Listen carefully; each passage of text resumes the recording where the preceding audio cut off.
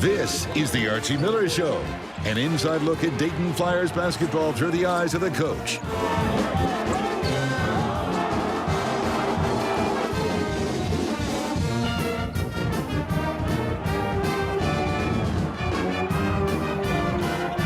Now, here's your host, Mike Hartsock. And good morning, everybody, and welcome to another edition of the Archie Miller Show. And, Coach, as January gets cold, so do the Flyers right now. 3-game losing streak, including yesterday at Rhode Island. Yeah, not a lot of fun right now, but, you know, that's what this thing is about. It's a journey. There's a long season, and you have a lot of highs and lows, and right now we've hit the skids a little bit.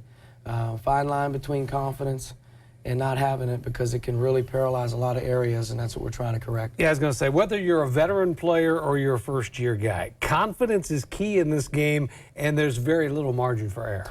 No, and I think especially with our team, we have to do it a certain way with a lot of guys coming in and playing extremely hard and confident in their role. And, you know, we've hit a dip with a couple guys individually, and I think a couple of the losses have taken us back a little bit because we hadn't lost a ton coming into conference play. But, you know, that's what it's about, going on the road, coming home, going on the road, coming home. And, you know, we have an opportunity here on Wednesday at home against a good St. Joe's team. We have to find ourselves here over the next 72 hours, and we got to get back to playing hard. Because the panic button is not anywhere to be found just yet. It's just a matter of getting yourselves back together. There's plenty of basketball to play. Yeah, I mean, we've basically hit 2/3 of the season, you know, a little bit, 20 games in. But in a conference race, we haven't even hit the halfway marker yet. So you can panic all you want. I think the outside voices and all the clutter out there can't creep into your head, because as a team, you're only one win away from feeling good again. All right, let's talk about Rhode Island as the Flyers go up. They'd lost 5 straight games against the Rams, and a tough place to play up there in Rhode Island. And Dayton again running into some trouble. Big guy down the lane. Yeah, really good cut there. And Matt, obviously, in the first couple minutes, I thought, you know, without a lot of practice, was a little bit slow to react, but he got himself going. Flyers trying to get something, to make something happen. Matt Cavanaugh back after missing a few games with the concussion. He played really well, double figures. He did. We've been missing him a lot, and we wanted to get him going early just to see how he would do, and thought he did a pretty good job. Inside missed shot, that's something that's been happening quite a bit, the offensive rebound back up and in, but this team has been missing some easy shots. Really been finishing poorly at the front of the rim, and it's taken us some time here to really figure it out, but especially at home, even earlier in the week against VCU, we're leaving a lot of points on the board. So they built a double-digit lead in the first half, and good defense here for 32 seconds, but then they knocked down a tough shot. Yeah, that's kind of the theme, and uncharacteristically here, we had about 3 pick sixes in this game that really broke it open a few times, and you can't afford to have those type of turnovers. Down near 4 minutes left to play in the first half. DeSean misses another shot, but it's tipped up and in. They go up by 15 points late, but you make a couple of key baskets. Actually, you go on a 4-0 run to end the first half and a 7-0 run to start the second half. Starting the second half in particular, we get off to a good start. And a couple second shots, a couple fouls, and a turnover here or there gave them back the lead. So the Flyers go into the locker room down 39-31, but it could have been a lot worse. It could have been. You know, I give our guys a little bit of credit there. We got a couple turnovers, couple active live ball turnovers, which gave us a couple buckets. We got it into a working margin, and the concern is never the margin. The concern is controlling what you can control. And in the first half, defensively, we were inept. We really were. They got layup after layup, and they also offensive rebounded on us. And a couple turnovers, you know, way too many turnovers in the first half, which led to some bad stuff. And unfortunately, they had a couple of players with hot hands. Let's get you right back out to the second half of action up in Rhode Island. The Flyers, as we told you, making a little bit of a run to cut things down to start the second half. Off the dribble, nice penetration by Oliver, finds Matt Cavanaugh inside. Yeah, cut it into 4 there. You had to feel pretty good about yourself, but very quickly on, it got away from us. But this kid was on fire. One of the best performances I've seen. You know, he hadn't been shooting the ball particularly well coming into the game, but he was really ready to play. And a home team that didn't shoot free throws very well at all, but that didn't matter because they were making some shots. Well, they were making a lot of shots, and, you know, their 2 guards, E.C. Matthews and Munford in particular, I thought those guys were great, 47 points combined. And, you know, they shot 35 free throws in a half. I'm not sure I've been on a team where that's happened.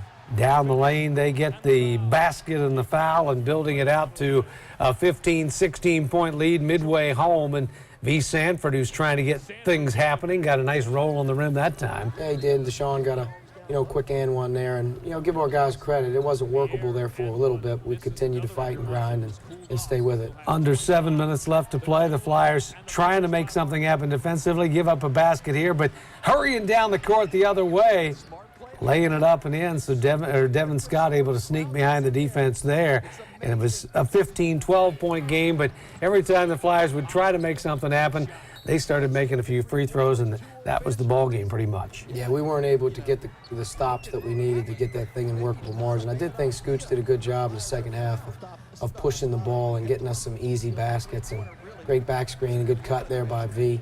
It was 10-12. Good cut there again. I thought in the second half, late, we had that desperation mode going on. Guys were really doing a good job attacking the right way, but 7-point game, 90 seconds, could have been worse.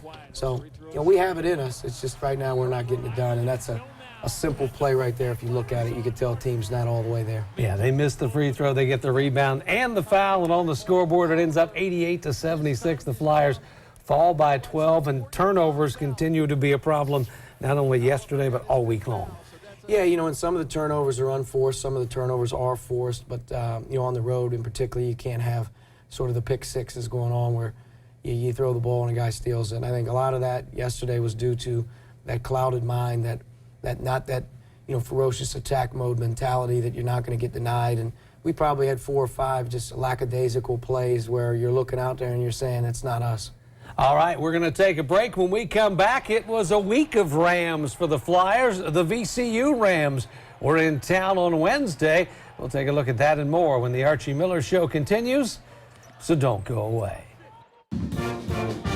Flyer fans, are you looking for some new gear for the games? There's no better place to look than the Corporate Casuals Fan Shop. They've reopened down on Brown Street next to BW3's, carrying the best selection and the best brands of Flyer attire for men, women, and children. They're open down on Brown Street during normal business hours, and you can also shop on the concourse at the arena during every Flyers home game. Corporate Casuals, the official outfitter of the Archie Miller Show.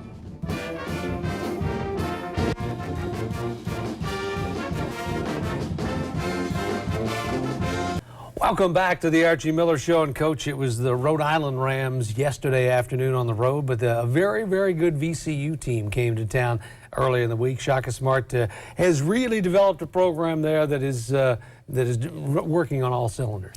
Yeah, VCU is obviously right now one of the premier programs in all of college basketball, regardless of the league they're in. They have a great identity. They have a great style. Their recruiting has really taken over. Their depth and talent is probably as good as anywhere. And, and watching them come in the game, we were concerned about a lot of things. Obviously, you can't turn the ball over against VCU if you're going to have a chance. And then defensively, their transition game, their ability to attack you off the dribble and shoot threes is a concern. And I thought early on in the game we did a nice job with some things, and I also thought our organization against the press was good. We didn't convert very well. Their press is interesting. It does create turnovers because they're long and they're quick. They're going to make you make mistakes. Well, they're going to make you make mistakes. They're also going to make you make plays when you're not very comfortable, whether it's 2-on-1s or 3-on-2s or you got to catch the ball on the run against somebody who's next to you. They make it uncomfortable. And, Briante Weber, to me, is the premier defensive player in all of college basketball. And to me, he makes them go, and I thought he was awesome in the game that we played. All right, let's go out to the University of Dayton Arena Wednesday night as the Flyers taking on the VCU Rams and DeSean Pierre. Since conference play started, his level has stepped up. Yeah, offensively, DeSean's doing a nice job. He's driving the ball with force. He's finishing. We need to have him do a couple other things better for us moving down the stretch to be more successful. Devin Oliver takes it to the basket as the Flyers jumping out a little bit early on, and here comes DeSean once again.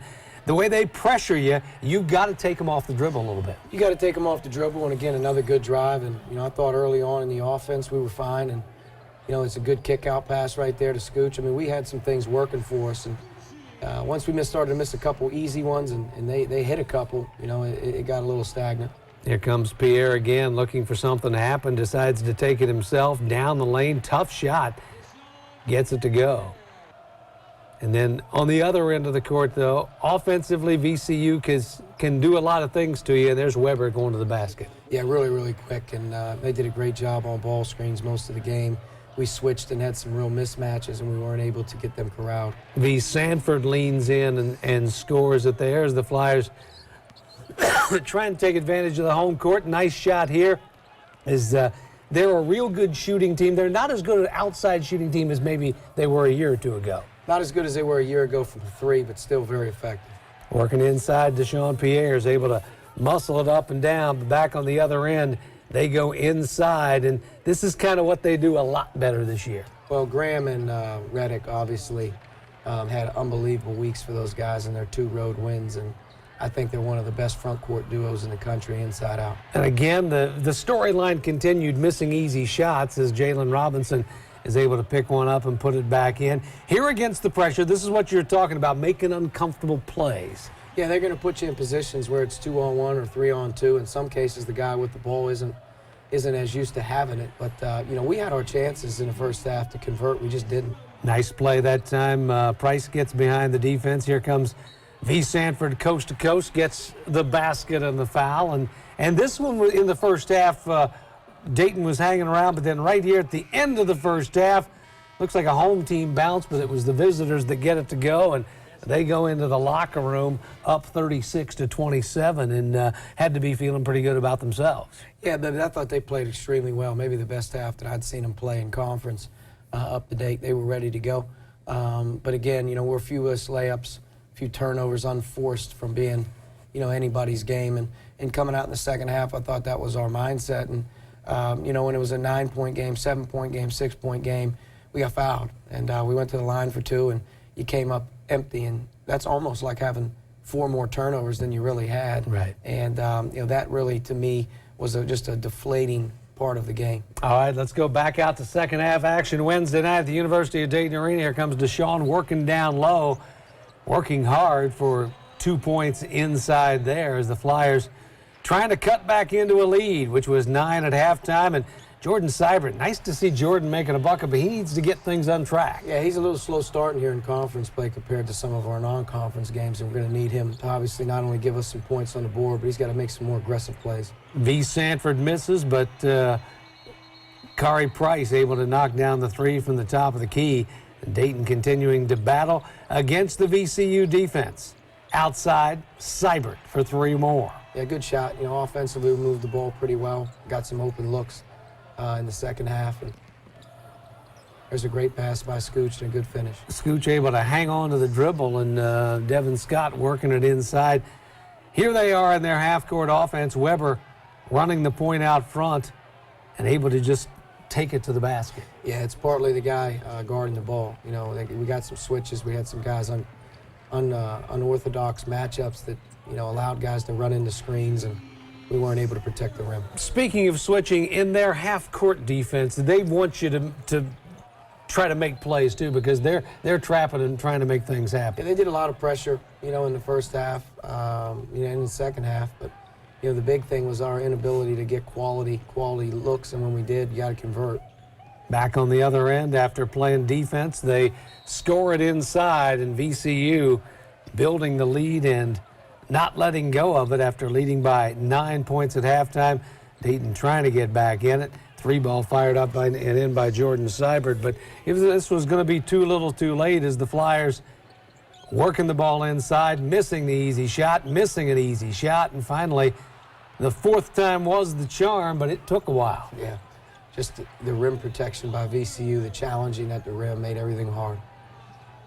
Outside to inside, basket and a foul, a little continuation there for Devin Oliver as he gets it to go. But like you talked about, missed shots inside and free throws really hurt, and down the stretch it was going to pay. Yeah, especially when you have an opportunity to cut into leads and, you know, take it from 8 to 6 or 6 to 4, and you come up empty. It's almost like you gave it right back to them. Couple of late 3-balls, not going to make it happen. 80-66 the final, 18 turnovers. You look at 33 turnovers in 2 games this week, and that's not good. No, that's not good. That's obviously something offensively that we've got to get corrected. You expect to deal with some pressure against VCU, and and Rhode Island on the road, but you got to be poised and you got to be strong with it, and you got to control the ones you can control. That game was the last game in a stretch where you didn't have Kavanaugh or Gavrilovich. Matt came back and played against Rhode Island. So you had to make changes. That was an adjustment there. Big adjustment for us because we've been so we've had such great chemistry every day in practice with our entire team, and you know, each game it's been somebody different who's had to step up. And I thought coming out of the Ole Miss game at the beginning of January, as we headed into conference play, we were in a really good spot. And you know, very quickly things changed for us with some injuries, and that really hurt our continuity every day. It put us in a situation where our practices weren't as fluid, weren't as competitive. Had to save guys, so to speak, because you're playing 2 games a week now. And now that we got those guys back, hopefully we can regain ourselves a little bit. All right, it's halftime on the Archie Miller Show. When we come back, we'll sit down and talk with DeSean Pierre about his sophomore season with the Flyers. That and more when the Archie Miller Show rolls on.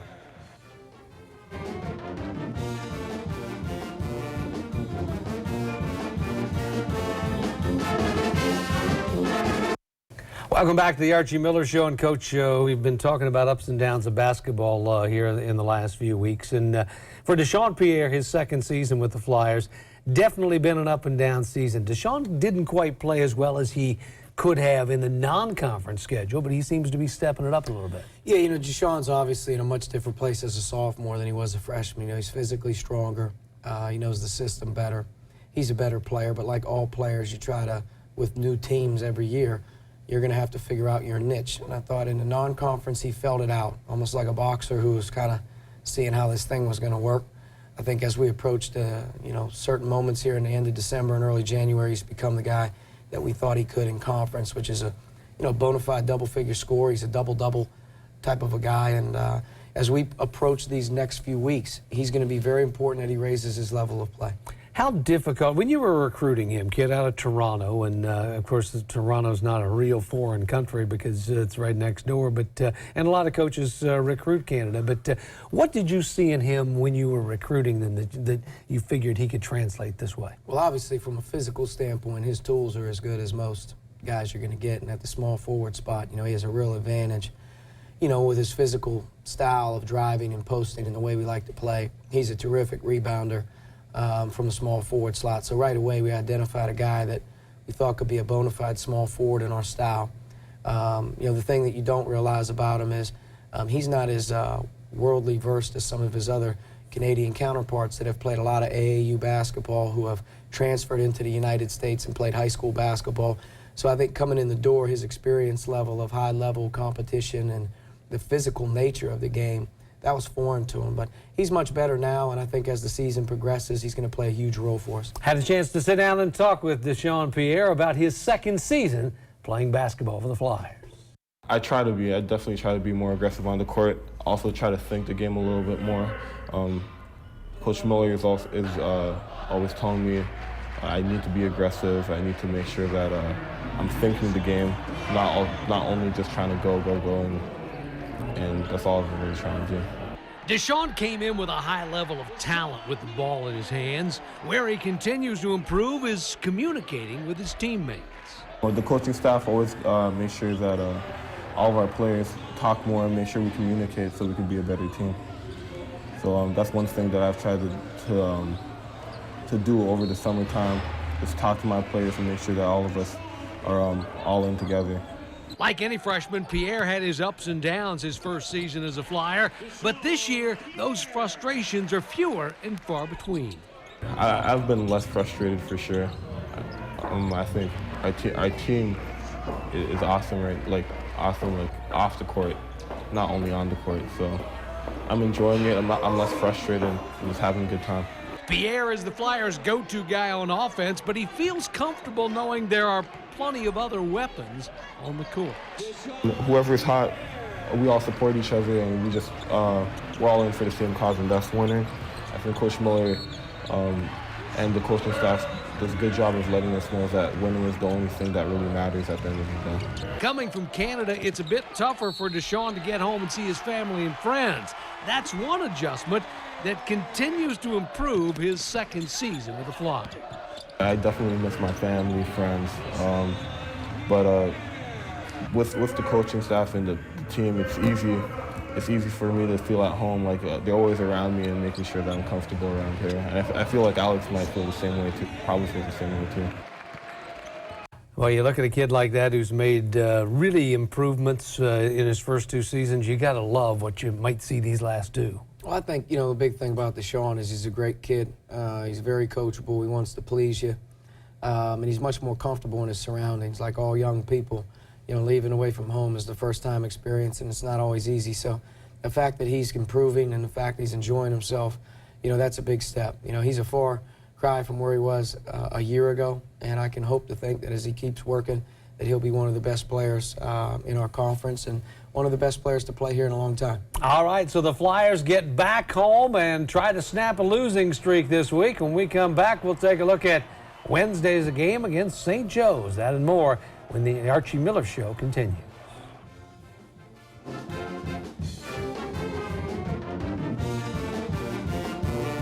All right, the Flyers back home for 2 games this week, starting Wednesday night. You can see it right here on Channel 7 against Phil Martelli's St. Joe's team.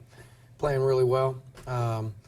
Before their Richmond game, they had won 4 in a row and also 9 out of their last 10. And from an offensive perspective, they're shooting the ball extremely well. They have a freshman in DeAndre Bembry, who's probably right now, if not the freshman of the year, at least on the all-freshman team. And you add him into the mix of their experienced front line of Roberts, Kanisevic, and, you're looking at one of the best teams in the league. And as they come here on the road, we're going to have to obviously be sharp. We're going to have to be confident. We're going to have to play hard.